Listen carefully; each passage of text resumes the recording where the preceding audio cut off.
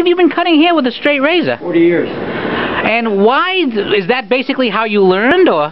No, I first started out doing the blunt cut, and I got frustrated because you couldn't put the blend in there, and then I saw this technique over in Raleigh, and the only man that's ever trained the USA Olympic team won the gold medal, so he's right here in Charlotte, so I got a chance to come and train under him. And it's a European technique, which is a lost art. See, because it feathers, that feathers there. See, and then when it feathers, it locks together, and it keeps it from getting a big roll inside. It keeps it from getting pointed on top. Perfect contour shape. And I have never seen anything like that. Of course, my grandfather came from Sicily about he came to this country about 105 years ago and was a barber, so I don't know, maybe he could have done something like that. Yeah, but probably, there's a lot of, it's out there, but it's very few people do it anymore. See how feathered? That's really something. Now people who think that there's not interesting things to see everywhere. Now that's something to see. So it's a straight razor barbering. And what's your name again, sir? Gene Buchan. And Gene, you've been doing this for 40 years, you say? Yes, 40 years. And I gotta say, that is looking pretty good. No wonder you're all booked tonight. Just in case you're wondering why I'm here, I figured I was going to surprise our friends at BlogCon, maybe get my beard shaved off and see how much they think they were drinking once they saw me without it a few hours later. But it's quite a thing to see. A lot of technique. Oh, yes, sir. It's like, now let me say this. It's like watching Mike. I really appreciate this technique, because as Gene said, it solves the pointed thing on the top of the head. And my mama has always accused me of having a pointed head. How long have you been getting your hair cut by this gentleman, if I may ask? Let me see. I've been in Charlotte, what, 37 years? Wow, so... And I ran into him, and the interesting thing is my wife is from the country down south of Goldsboro. And Gene and I got to talking one day, and lo and behold, Gene drove my wife's school bus. How about that? It is an extremely small world. I found out the same thing. There's a security guard up at the top of the stairs who used to live 5 towns away from me in Massachusetts. But take a look. Watch this tech. I mean, if you're a person thinking of learning barbering, I'd come down and watch this gentleman, because it's style and technique like this that makes a person decide to come. And from what I understand, you're booked all night tonight. That's why I got no chance of being fit in. But so there's some. I just invented a tool here. So other people do it easier. So I'm getting ready to launch this real soon. Is that tool there? Oh yes, it's a new tool.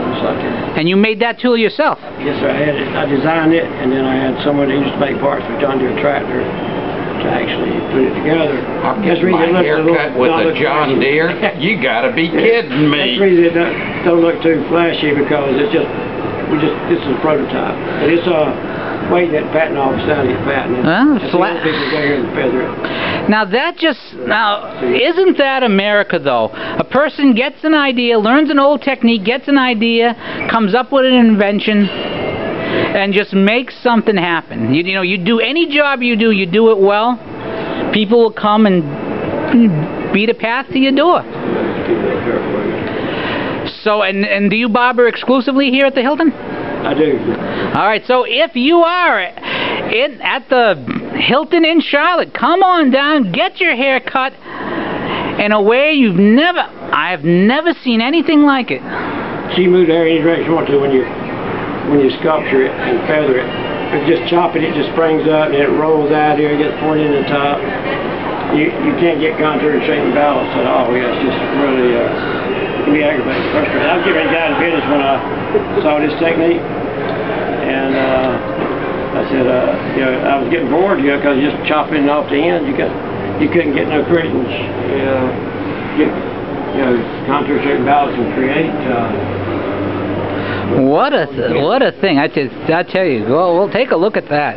That's a good looking cut. Now I'm gonna come back and just kind of square the point, so it's got to taper itself. So you start with the straight razor that you'd normally use for the old beard razor. Yeah. Then you use the tool you invented yourself, and then you clean up with the scissors to get the little stuff. Yeah, the reason I did invented a tool, because most people are scared, because I've been cut over probably 1,000 times over 40 years, because I used to sculpture on top of my fingers. Oh yeah. Like that. See, and so It's like old Mike Romano, the butcher. He cuts his. He's been in the butcher shop for years, and he cuts himself every now and again. Do this technique. Yep. Got scars all over here. Oh yeah. Yeah, before I was working on getting it down. I've been cut over 1,000 times over 40 years. So we just see other people do it without getting cut all this time. Right. So people shy away from it because it takes a little sacrifice, but it pays off though in the final result. It really does. It really. I drove in from D.C. for this haircut. That and the weekend with the wife too. Yeah. But you work in D.C.? I work in D.C. I'll tell you, it's quite a few people from D.C. here today at the BlogCon convention upstairs. But well, thank you very much for your time, both for you showing me the technique and for you allowing me to film you do it. You're welcome. So guys, if you want, again I say, if you want a unique haircut, you come down here to Charlotte, and come down to the Hyatt at Charlotte, and you will get a technique that is practically lost. You know, it's kept my wife married to me for almost 40 years now. See, I blame my wife's failing eyesight for my 24 years. I always, my line is that it's for my good fortune and my wife's failing eyesight. That's what keeps me around for all these years. Well, thank you again. Well, we hope you have a great evening in Charlotte and a great time here, and come back and visit with us. Well, I hope so. I have a nephew who lives over in Raleigh. Unfortunately, unless he swings down tonight, I'm not going to have a chance to see him. But maybe I'll come down again if there's a political event. I'll come down to cover it.